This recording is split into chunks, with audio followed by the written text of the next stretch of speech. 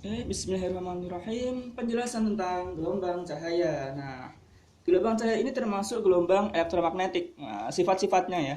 Yang pertama, Kak jelaskan tentang sifat pemantulan atau refleksi. Nah, istilahnya refleksi, di mana sudut datang sama dengan sudut pantul. Ini hukum Snellius tentang pemantulan. Oke, berikutnya itu ya, berarti I sama dengan R. Berikutnya adalah pembiasan atau refraksi. Nah, cahaya kan tadi termasuk gelombang elektromagnetik, artinya dapat merambat walaupun tanpa medium. Nah, di sini kalau dia tanpa medium, kecepatan cahaya itu malah paling cepat. Nah, artinya apa? Kalau kerapatan mediumnya makin renggang, dia makin cepat juga tuh. Contohnya ini, misalnya udara dengan air. Cahaya merambat dari udara ke air misalnya gitu ya. Kan rapatan air ketimbang udara. Nah, di sini kecepatan cahaya itu lebih cepat di udara, ditunjukkan dengan sudutnya ini lebih lebar. Nah, jadi sudut lebar ini menunjukkan kecepatan, dia lebih cepat di sini daripada di bawah di airnya ini ya. Ini kan kecil tuh. Nah, artinya kita bisa pahami kalau cahaya merambat dari medium yang kurang rapat ke lebih rapat, dia akan dibiaskan mendekati normal. Nah, karena kecepatannya berkurang. Oke.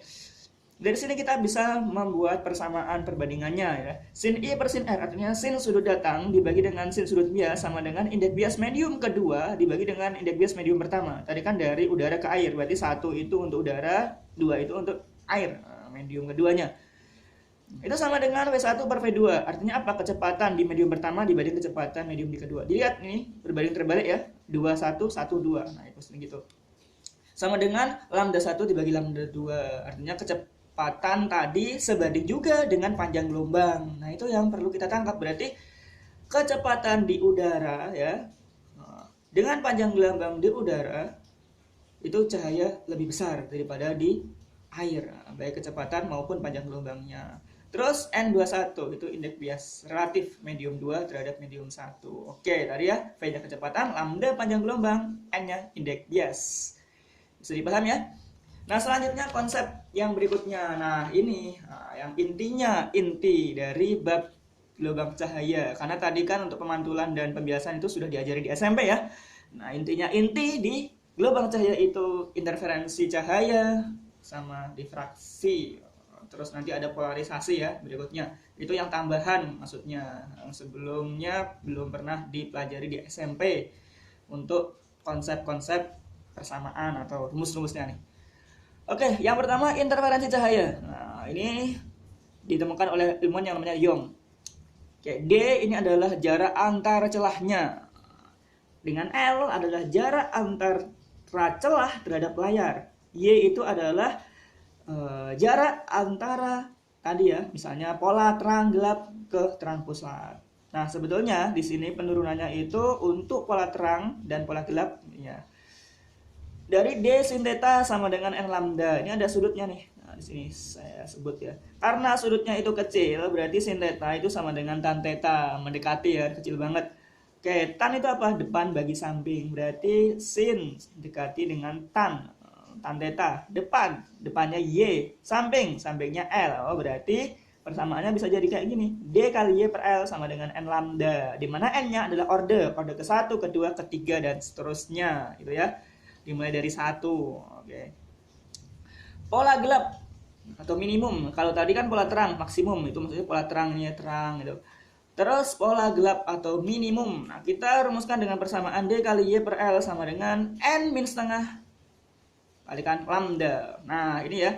Jadi kalau jarak pola gelap terhadap pola terang pusat, nah itu ada min setengahnya. Min setengahnya. Jadi misalnya nih, gelap pertama ke terang pusat berarti 1 min setengah gitu ya.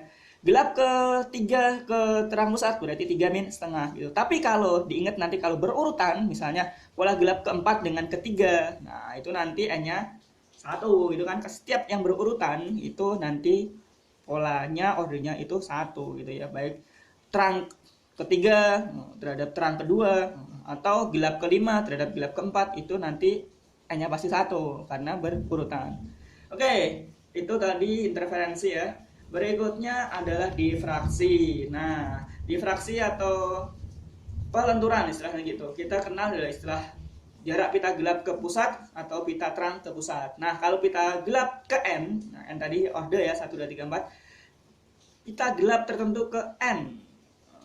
ya, terhadap terang pusatnya itu dirumuskan dengan D kali Y per L sama dengan N lambda. Sementara pita terang, tadi kan pita gelap ya ini ya, ini pita terang ke pusat itu adalah Y kali Y per L sama dengan N minus setengah lambda. Nah, kalau kalian lihat, perhatikan, ternyata itu rumusnya kebalikan ya terhadap interferensi tadi. Nah, rumusnya sama persis nih. Oke, ini ya. Oke, nah kebalikan. Kalau yang ini istilahnya maksimum untuk terang itu tinggal N lambda, tapi kalau ini untuk terang, untuk pita terang, nah itu min setengah. Ini untuk gelap ya minimum ya interferensinya itu N min setengah. Tapi ini untuk pita mana tadi? Ini gelap itu ya. Lihat nih, nah, kebalikan ya. Nah, jadi kalau yang di sini pita gelapnya sama dengan pita terang maksimum, pita gelapnya sama dengan pita terangnya itu ya. Untuk ingat ya ini pita pola gelap, pola terang. Oke, untuk difraksi sama interferensi rumusnya mirip, cuman kebalikan saja. Oke, bisa dipahami ya?